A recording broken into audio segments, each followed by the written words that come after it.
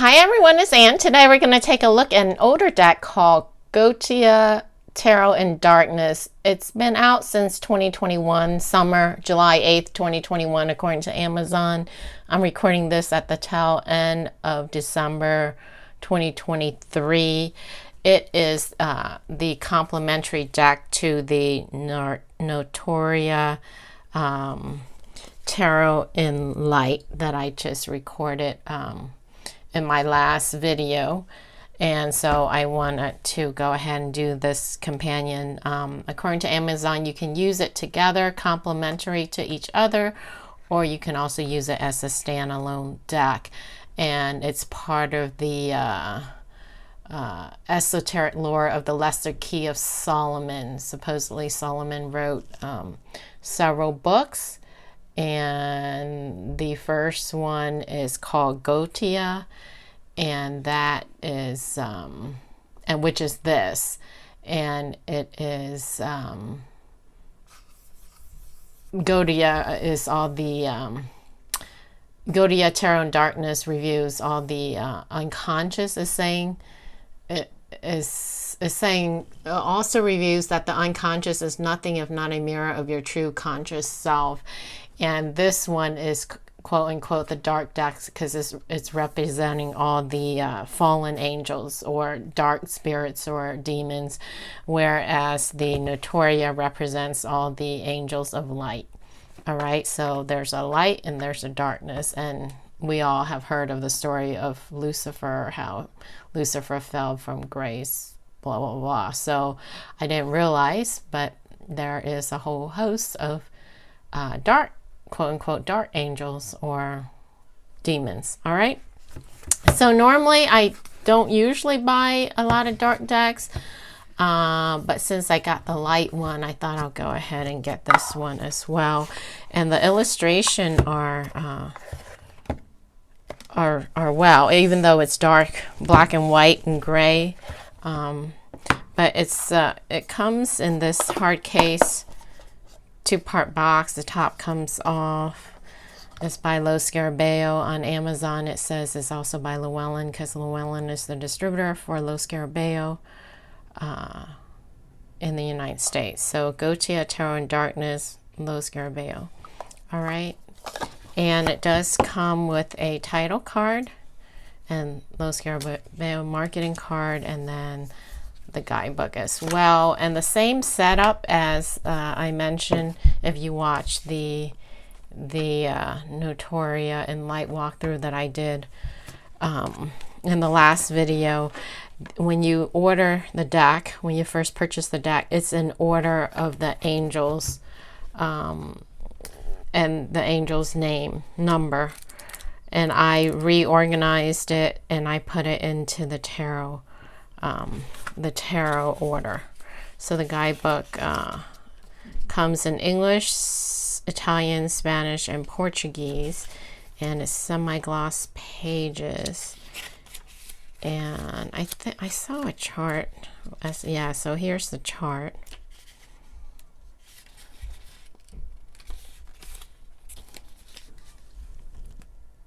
Yeah, so it has the name. So this is the order that the cards come in, with the name of the angel. And then it also, this is a nice little cheat sheet chart, and it has the card, meaning, and then nature and planet, zodiac, traditional tarot attribution, and that's all along here. So this is the angel's symbol, a sigil, the angel number, the angel name, and then the tarot card number 0, and then the tarot card name, the Fool, and then the planet. This looks like Mercury, and then the astrological symbol. This is Aries, and then the element. All right, I think this is Earth. All right. So without further ado, here's the backs. Here are the backs. And it is reversible, and it's plasticky. You can see the sheen. It's thicker side, but it's still bendable, flexible, pliable. There is a coating on it. Sides are not gilded, and it is a black and white deck. black and white and some gray. So let's zoom in and take a look at them. So we have the Fool, the Magician, the High Priestess, the Empress, the Emperor. So here's the Empress and the Emperor and the Empress. It is a dark deck, so the Hierophant, the Lovers, the Chariot, Justice, the Hermit, Wheel of Fortune, Strength, the Hanged Man, Death, Temperance, the Devil, the Tower, the Star, the Moon, the Sun, Judgment, and the World. So that completes the major arcana. Moving on to the minor, starting with the Suit of Swords, we have Ace of Swords, Two of Swords, Three of Swords, Four of Swords, Five of Swords, Six of Swords, Seven of Swords, Eight of Swords, Nine of Swords, 10 of Swords, Page of Swords, Knight of Swords, Queen of Swords, and King of Swords. Next suit is of Wands with Ace of Wands, Two of Wands, Three of Wands, Four of Wands, Five of Wands, Six of Wands, Seven of Wands, Eight of Wands, Nine of Wands, 10 of Wands, Page of Wands, Knight of Wands, Queen of Wands, and King of Wands. Next is the Suit of Cups with Ace of Cups, Two of Cups, Three of Cups, Four of Cups, Five of Cups, Six of Cups, Seven of Cups, Eight of Cups, Nine of Cups, 10 of Cups, Page of Cups, Knight of Cups, Queen of Cups, and King of Cups. Next is the Suit of Pentacles with Ace of Pentacles, Two of Pentacles, Three of Pentacles, Four of Pentacles, Five of Pentacles, Six of Pentacles, Seven of Pentacles, Eight of Pentacles, Nine of Pentacles, 10 of Pentacles, Page of Pentacles, Knight of Pentacles, Queen of Pentacles, and King of Pentacles. And here's another look at the back. And let's go ahead and take a look at the guidebook. This is a little harder cover. As I mentioned, the pages are semi-gloss, and it does come in 4 languages listed here: English, Italian, Spanish, and Portuguese once again. And I didn't mention the author, but it's by the same author as the Notoria one, Fabio Listrani. So I think that may be Italian, maybe Spanish, I'm not sure. Okay. What does this say? It says, the project you are holding was born of my desire to propose a new and modern guise for part of the anonymous 17th century grimoire called Lemegaton Clavicula Salomonis, dedicated to the Ars Goetia, the magical practice designed for evoking and invoking demons. My goal was to reawaken and modernize the sacred practice via a deeply esoteric and ceremonial tarot deck, where each demon becomes not only an arcanum, but also a source of connections and associations that will allow you to descend into the depths of your subconscious, right where your shadow has teeth, claws, and horns. We accomplished this with attentive research using some of the most respected sources in the field, from the attributions of Aleister Crowley to those of Eliphas Levi on the Shem HaMephorash, or the more recent ones by Stephen Skinner.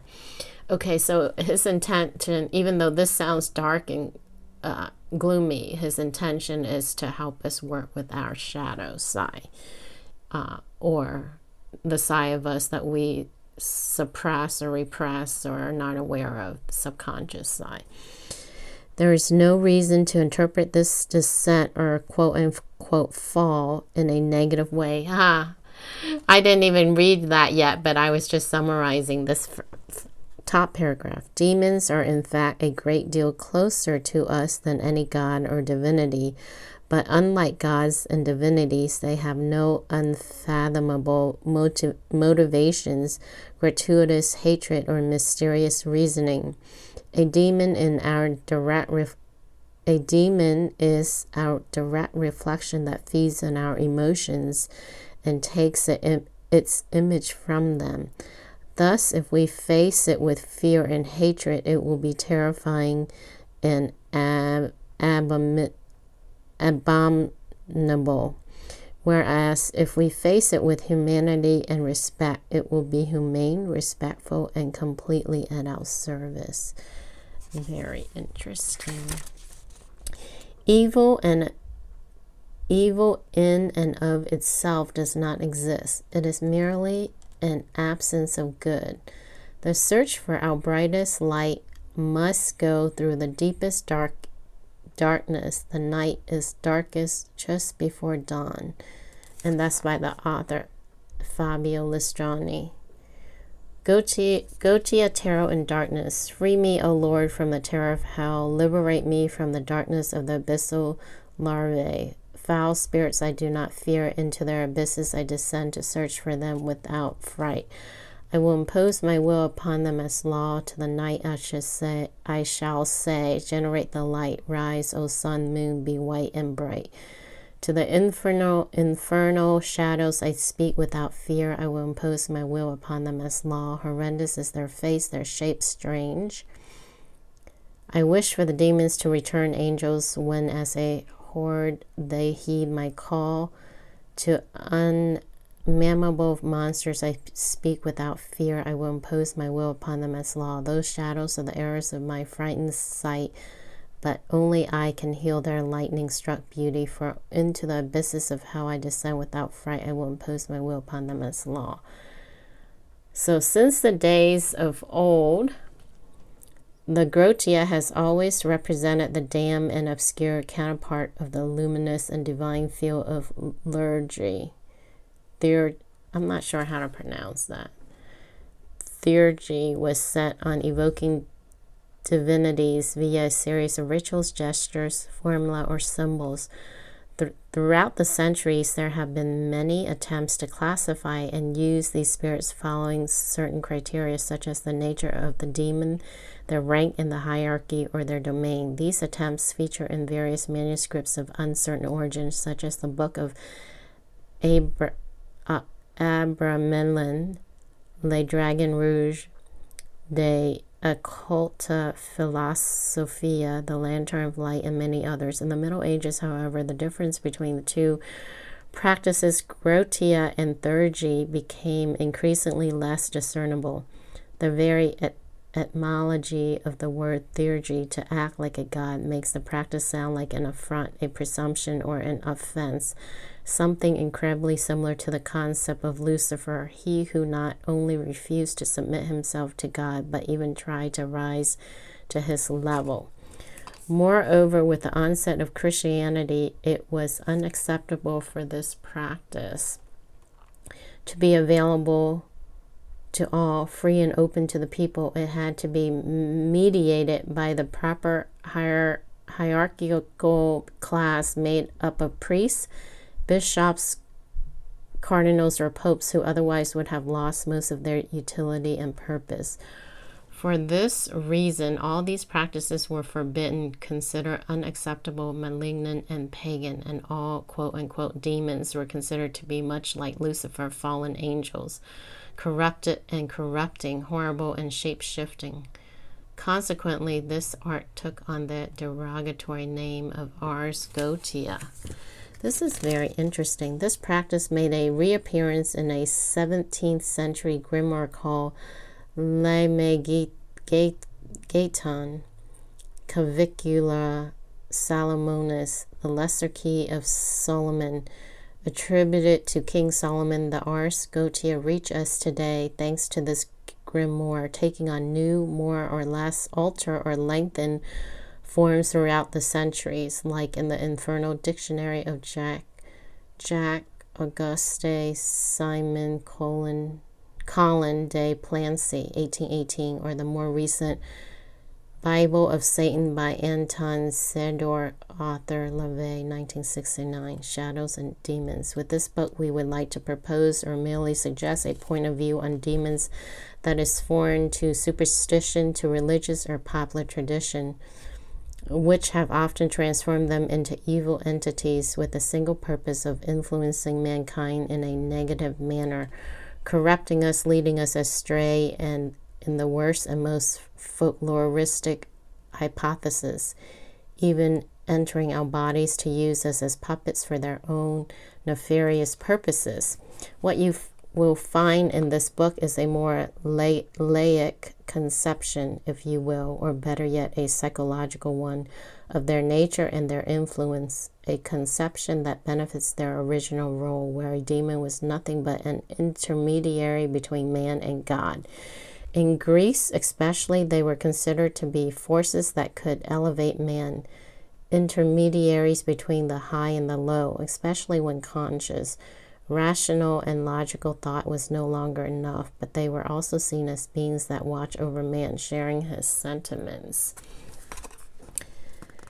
Gods, divinities, and demons are nothing but the form that humankind has given since the beginning of time to concepts that would otherwise be incomprehensible to us, difficult to accept, use, and spread, such as death or the void that preceded the whole manifest world, before even space and time.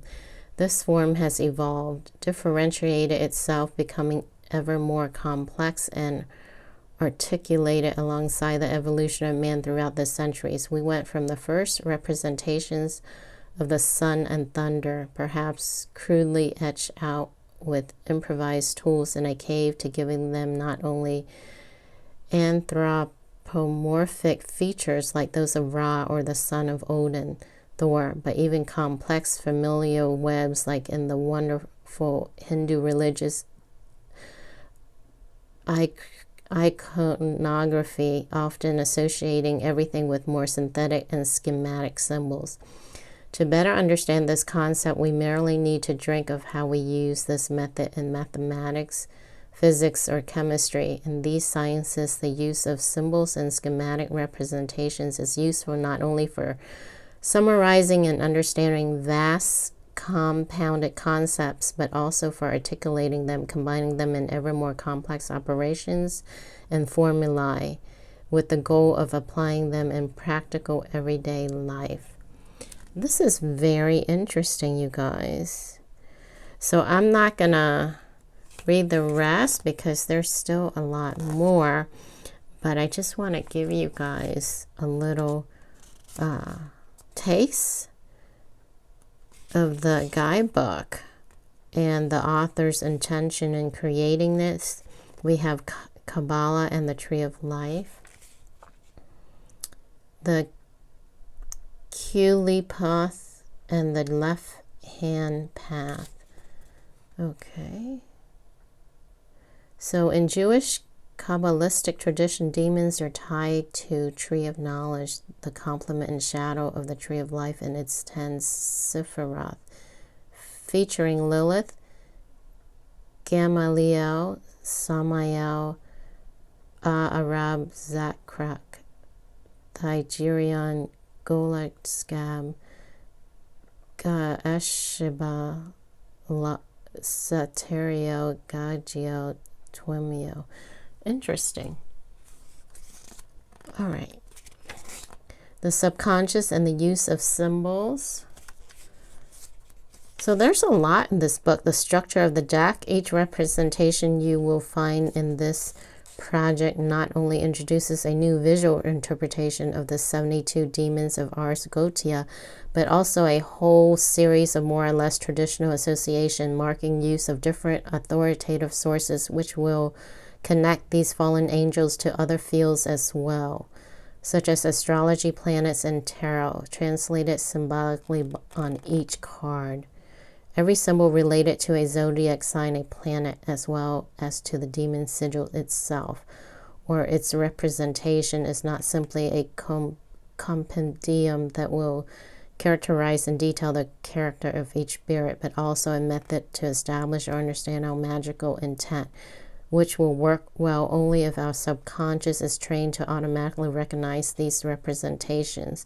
For this reason, it is fundamental to already have at least some knowledge of the various symbolism, an apprenticeship, or a previous initiatory instruction, because there is no magical power connected to a symbol. It is the manipulation we carry out in our subconscious that makes a symbol magical. Sigils are monograms of thought for the government of energy. All heraldry, crests, monograms, or sigils, and the karmas they govern. Relating to karma, a mathematical means of symbolizing desire and giving it form that has the virtue of preventing any thought and association on that particular desire at the magical time, escaping the detection of the ego so that it does not restrain or attach such desire to its own transitory images, memories, and worries, but allows it free passage to the subconsciousness. Austin Osman, Spare. These symbols will establish a bridge between the conscious mind and the unconscious in order to allow us the freedom to descend deep into ourselves, where any other therapy is only partial. A grasping of mirrors and aesthetic, a repressing or postponement. Among the shadows, we will actively find our divine spark that can cure us forever. Not a devil to sell our soul to, but a devil or demon to sell to our soul in order to make us visible in all our glory and communicate loudly with the universe, letting it know what we want. All right. Map of the cards. There are a total of 78 Ars Goetia cards in the deck. For each demon, you will find a series of association and attributions more or less useful in relation to what you want to make of this work, or how deep you want to go through the character of each fallen angel. In order to use this deck as a normal tarot deck, you can use the attribution given in points 4 and 5. Otherwise, the esoteric attributions as proposed by authors such as Aleister Crowley or Eliphas Levi are different and can be found in point 8. So it's like what we went over on the other card in the other video I did.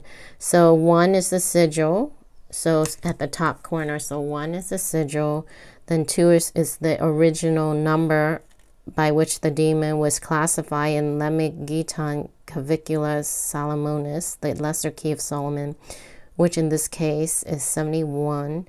The name of the demon, which in this example is Datalion. I guess they're referencing an example they're giving. The name of the tarot card to use Goetia as a regular deck, which in this case is 2. So yeah, so they're using a different example, but it's all here. Down the left side. So, and then 5 is the name of the tarot card to use Goetia as a regular deck. which is in this example is the high priestess. So they're using the high priestess as an example, but I don't see a picture of it. And then 6 is the planetary attribution. And then 7 is the zodiacal attribution. And 8 is the esoteric attribution of the demon with his tarot cards, that it was attributed by the Eliphas Levi or Aleister Crowley. Example, only the minor arcana, excluding court cards and aces. In this case, the Italian demon is traditionally associated with the 9 of Cups. Okay, so that's all this right here along the side. All right. And then, as I've shown you guys earlier, there's a chart here. From 1 all the way through 78. So the whole deck is listed on this chart. And this is the order the cards came in before I reorganized it.